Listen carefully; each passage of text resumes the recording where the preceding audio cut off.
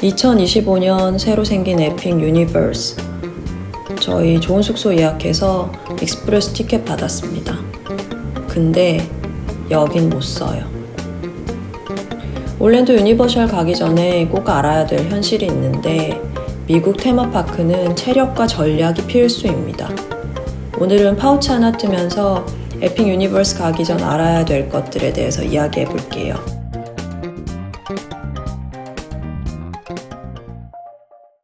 특이하면서 세상을 탐구하는 원더울리입니다. 올랜도 가기 전에 이 영상 미리 보시고 가면 무조건 이득입니다. 일단 미국 테마파크는 체력전이에요. 모든 것을 다 하려고 하면 안 돼요. 전략적으로 다니셔야 됩니다. 이날은 15,000보 정도 걸었던 날인데요. 이게 그나마 적게 걸은 날이거든요. 저희 처음에 뉴헤이븐 공항 이용했고요. 여기는 비행기까지 걸어서 탑니다. 간이 건물 같은 곳에서 바로 체크인을 하고요. 미국은 하도 넓어서 이런 공항도 있더라고요. 건물 들어가면 화장실, 간이 상점, 그리고 짐 찾는 곳이 전부예요. 아주 협소하고 동선이 짧은 점이 장점입니다. 저희 이번 올랜도 여행은 일주일 동안 7개 테마파크와 케네디 우주센터가 목표인데요. 순서를 좀 잘못 정한 것 같아요. 왜냐면 유니버셜이 좀 더 놀이기구 위주고 익사이팅한 게 많고요. 디즈니는 좀 아기자기하게 사진 찍고 공연 보고 어떤 가족 중심의 탈 것들이 많은 곳입니다. 각자의 장점이 분명한데 놀이기구를 좋아하는 분이라면 유니버셜부터 갔다가 디즈니를 가면 너무 익사이팅한 놀이기구를 미리 좀 다 타봐서 디즈니가 좀 시시해질 수 있거든요. 그래서 디즈니 다음에 유니버셜이 낫지 않을까 싶습니다. 아무튼 저희는 유니버셜 3개 파크 다 돌고 디즈니 4개 파크 돌고 마지막에 렌터카 빌려서 케네디 우주센터 이런 일정으로 짜보았고요. 오늘은 그 중에서도 에픽을 둘러볼 건데요.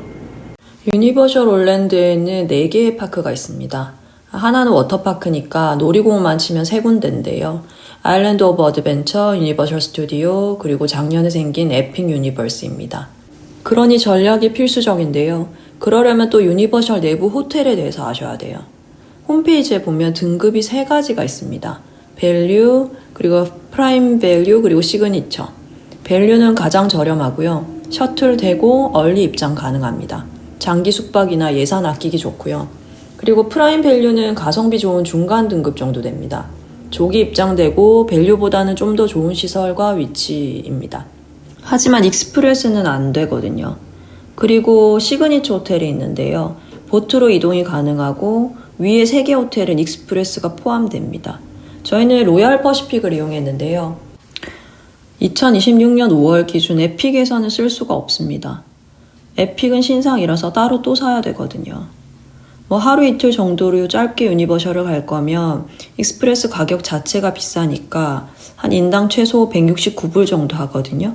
그 3군데 호텔 중에 정하는 게 좋고요. 만약에 오래 머물면서 에픽 중심이다. 그러면 프라임 밸류가 가성비 낮습니다. 가격을 보면 에픽이 가장 비싼데 익스프레스 하면 4인 기준 $1,000가 넘거든요. 저희는 1박 했고요. 2일권 끊었습니다. 파크 투 파크를 해야 해리포터 기차를 탈 수 있어서 그걸로 했고요. 입장권만 4인 기준 1,500불이 넘습니다. 이것도 그나마 할인을 받은 거거든요. 에픽에서 가장 유명한 건 닌텐도 구역의 마리오 카트랑 해리포터 구역의 미니스트리입니다. 보통 오픈런 하는 곳이 닌텐도 구역이고요. 대기가 보통 1시간은 기본입니다. 성수기 기준 달라질 수 있고요. 제가 갔을 때는 비성수기 평일이었는데도 대기가 길었어요. 익스프레스 패스 없으면 너무나 덥고 힘든 곳입니다. 첫날이 가장 힘들었어요. 저희는 들어가자마자 닌텐도 구역부터 공략했고요. 골목 안에 들어가면 닌텐도 세상이 펼쳐집니다. 일요일 12시경 마리오 카트 대기 시간 130분이었네요. 그래도 대기하는 동안 지루하지 않도록 여러 장치를 해두었습니다.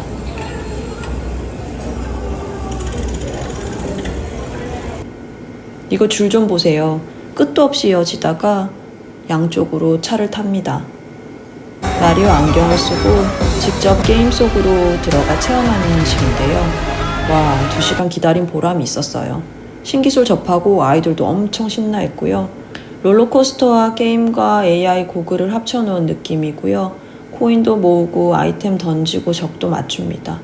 거대한 닌텐도 체험관 느낌이고 엄청 정신없는데 또 엄청 재밌습니다. 홈페이지를 좀 살펴보고 가면 어디에 뭐가 있는지 금방 찾기 쉬우니 추천드려요. 이름보다는 이미지를 보면서 찾는 게 빠르거든요. 이렇게 들어간 닌텐도 구역이 나오고요. 1, 2층으로 되어 있습니다. 들어가자마자 왼쪽 길로 가시면 회색 건물이 마리오 카트입니다. 여기로 보통 오픈런을 해요. 밖에서 돌고 있는 건 요시 어드벤처고요. 1층에는 동키콩이 있는데 다시 터널 같은 곳으로 들어가면 있어요. 닌텐도 구역에서 두 번째로 유명한 어트랙션인 마인카트인데 저희가 간 날은 운행하지 않았습니다. 해리포터를 좋아한다면 유니버셜이 필수인데요. 분수를 지나 다크 유니버스 존을 지나고 나면 해리포터 존이 나옵니다. 닌텐도 존 못지않게 사람들이 많은데요. 파리의 개선문 같은 곳을 지나면 마법봉을 살 수 있는 곳이 있고요. 서커스 보는 곳입니다. 그리고 옆으로 보이는 메트로플루가 바로 미니스트리입니다. 파리와 영국의 마법부 컨셉으로 디테일이 엄청난데요. 여긴 진짜 돈으로 세계관을 만들어 놨습니다. 마법부 내부의 사진이 모두 움직이고요. 영화 속에 들어간 느낌이 듭니다. 해리포터 세계관 안으로 들어가는 체험형 다크라이드라고 보시면 될 것 같아요. 이동형 다크라이드와 스크린 그리고 실제 세트의 결합으로 놀이기구라기보다는 체험형 영화 세트장에 가깝습니다. 이런 대기 공간들을 지나고 나면 실제로 타는 구간이 나오는데 여기는 여러 명이 앉아서 타는 라이드입니다. 조금 어두워서 칠사이는 좀 무서워했고요. 11세랑 어른들은 경탄했습니다. 밖으로 나오면 연주하는 사람들도 보이고 마법봉을 들고 마법을 부리는 사람도 많고 재밌는 풍경이 많습니다. 저녁은 르 고블렌 노이어에서 먹었습니다. 이곳은 어두운 마법사들의 선술집 컨셉 레스토랑이고요. 미니스트리 안쪽 약간 숨겨진 골목에 있습니다. 조명이 어둡고 천장이 낮고 중세 유럽 술집 같은 곳이고요. 프레첼과 치즈 퐁듀가 유명한데 저희는 그냥 취향껏 시켰고 그럭저럭 먹을만 했습니다. 가격은 59불 정도였어요. 서커스 보면서 조금 쉬었고요. 나름 재밌었지만 무조건 봐야 한다 정도는 아니었어요. 디즈니는 머스트씨 공연이 몇 개 있지만 유니버셜은 어트랙션이 메인이거든요. 드래곤 길들이기 존으로 향합니다. 드래곤 레이서즈 랠리는 직접 날개짓을 하면서 날아요. 어린아이도 쉽게 탈 수 있습니다. 히컵스 윙 글라이더는 아이들이 정말 좋아했는데요. 물이 조금 튀긴 하지만 우비를 입을 정도는 아닙니다. 비룡열차 수준이라 둘째가 너무 좋아해서 3번 연속으로 탔습니다. 이제부터 둘둘 찢어졌는데요. 첫째는 어트랙션을 좋아해서 스타더스트 타러 갔고요. 저랑 둘째는 다시 닌텐도 존으로 향했습니다. 요시 어드벤처 타면서 야경 구경했고요. 시시한데 이 또한 2번 탔네요. 각 테마파크마다 메인 어트랙션이 있는데 그것만 타고 나면 나머지 시간은 아이들이 원하는 대로 대기시간 봐가면서 그냥 재밌게 지내다 오면 됩니다.